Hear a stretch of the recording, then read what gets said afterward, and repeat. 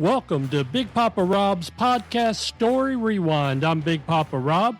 Here I rewind the story of a person, place, or thing and tell you where it originated from. This weekend, we will start the celebration of Labor Day, probably as soon as we get off work on Friday night. When most people think of Labor Day, they think of backyard barbecues, the last pool party of the season, or God forbid, the start of pumpkin spice everything. But seriously, what is Labor Day about? Stick around and find out.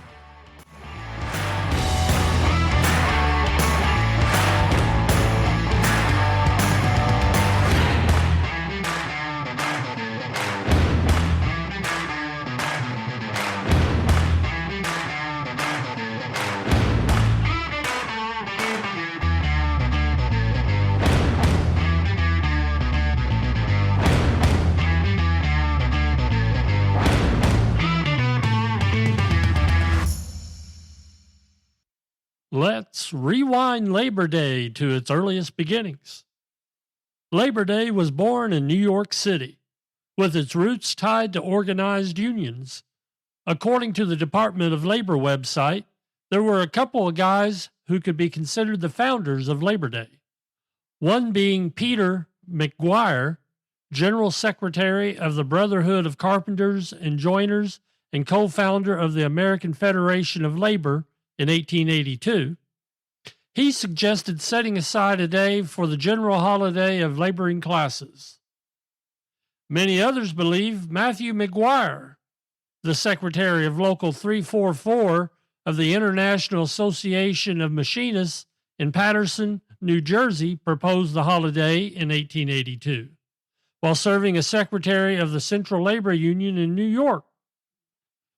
Both McGuire and McGuire attended the country's first Labor Day parade in New York City on Tuesday, September 5th, 1882.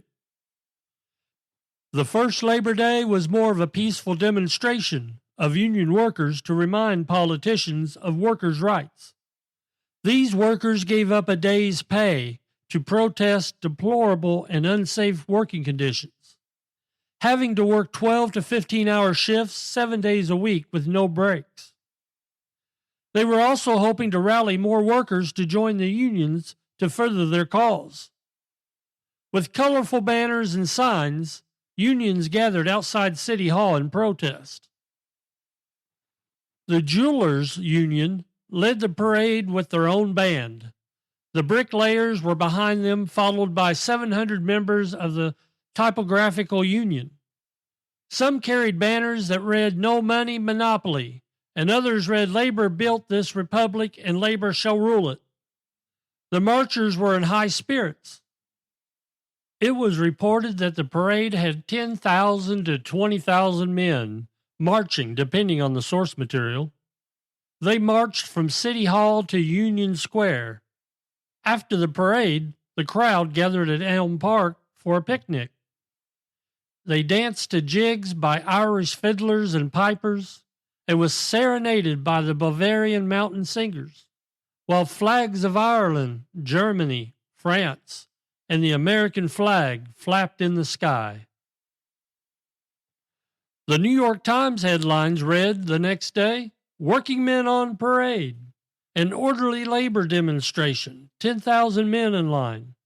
And the article went on to say, "The parade of working men yesterday, although not so large as organizers had predicted, was conducted in an orderly and pleasant manner.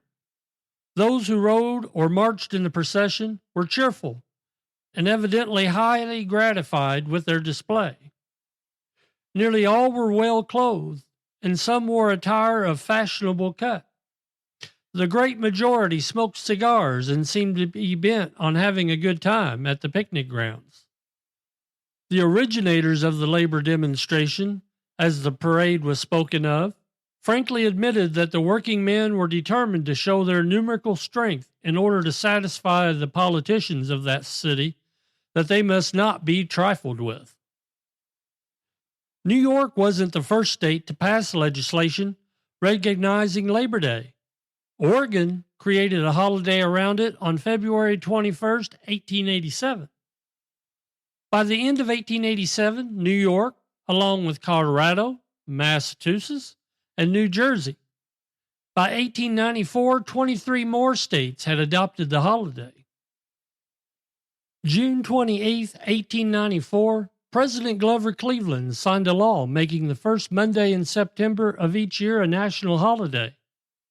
It seems that President Cleveland had pressure to make Labor Day a holiday to relieve some of the tension with the striking workers. A gentleman named Eugene Debs had organized a strike known as the Pullman Strike in 1884, which ended up being a nationwide protest. The strike brought the economy to a standstill. As a result of the strike, labor laws were starting to be written to protect the American worker and prompted the signing of the federal holiday. Debs' dedication to preserving the dignity and demanding respect for the American laborer helped transform this country. Another day that is celebrated across the pond in more than 90 other countries has had a couple of names, May Day and International Workers' Day. This had its origins dating back to ancient European folk festivals. It started making a transition from that to International Workers' Day around April 21st, 1856. An Australian stonemasonries in Victoria undertook a mass work stoppage as part of an 8-hour workday movement, and it became a yearly commemoration inspiring the American workers to have their first stoppage. The International Socialist Conference in 1889 named May Day, May 1st, to be International Workers' Day to commemorate the 1886 Haymarket Massacre in Chicago, Illinois, after a bombing that took place at a labor demonstration on May 4th of 1886, resulting in the death of 7 police officers and at least 4 civilians and dozens wounded. This incident undermined the labor movement's attempt to bring better working conditions. It took several more years for the unions movement to reclaim the respectability it lost as a result of this accident. So why is May 1st not our Labor Day? From what I could tell, President Cleveland was concerned that the labor holiday on May 1st would tend to become a commemoration of the Haymarket affair, as he put it, and would strengthen the socialist movement that had marked the May 1st commemoration around the globe. Next May, I may have to do a complete story on May Day and the Haymarket Massacre. Some interesting facts related to Labor Day. Did you know Labor Day was celebrated nearly 20 years before the creation of the United States Labor Department? The Labor Department was founded on March 4th, 1913. Labor Day is considered the unofficial NFL season kickoff. 99.44% of the time, NFL plays its first official season game the Thursday after Labor Day. Let's not forget the Labor Day sales that are advertised a week before and continue through the week after Labor Day. These sales offer discounts on summer goods to make way for the fall and winter items. Some retailers call it the year's second biggest shopping day behind only to Black Friday. Being from the South, this fact caught my attention.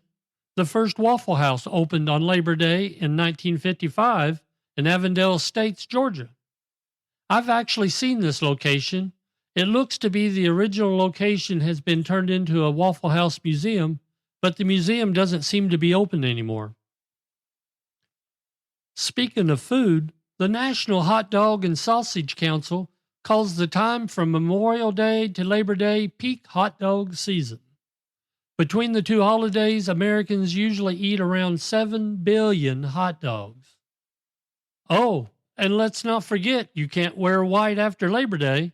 Historians say this expression, no white after Labor Day, comes from when the upper class would return from their summer vacations and stow away their lightweight winter-summer clothes as they returned to school and work. You know the very first parade we talked about earlier that started in 1882? Well, New York still has a Labor Day parade. This year it will be held September 9th, just north of the location of the original 1882 march. Something else you may not know, our friends from the north, Canada, celebrates their Labor Day in September as well. Now that you know the history of Labor Day, fire up those grills this weekend and cook those hot dogs and hamburgers. Take time to relax and enjoy the holiday with family and friends. We should all probably take a moment during this holiday to appreciate the working men and women that stood up for our rights and paved the path for us to have a safe work environment with proper wages and laws that protect us when we're working. Most of us don't know the struggles that workers that came before us had to fight for, that today we just take for granted. Next week, I'll be at a safety conference in Savannah, Georgia, and won't be able to do a podcast. But I will be back September 15th with a new story. If you happen to be in Savannah next week and see someone wearing a leather top hat, that might be me. Come say hi. The stories I tell will be ever-changing, from historical origins of many things and stories of people you may not know their history. And again, I'm Big Papa Rob, and this was Story Rewind, an independent podcast. Story Rewind is written and produced and edited by Big Papa Rob. If you'd like to support my podcast, buy me a cup of coffee. The link is in the show notes or can be found on my social media links. I would very, very much appreciate your support. If you have a story idea, please reach out to me through my social media links. A link to my social media accounts is listed in the show notes. Today's music was Powerful Stylish Stomp Rock by Mark July, which can be found on Pixabay.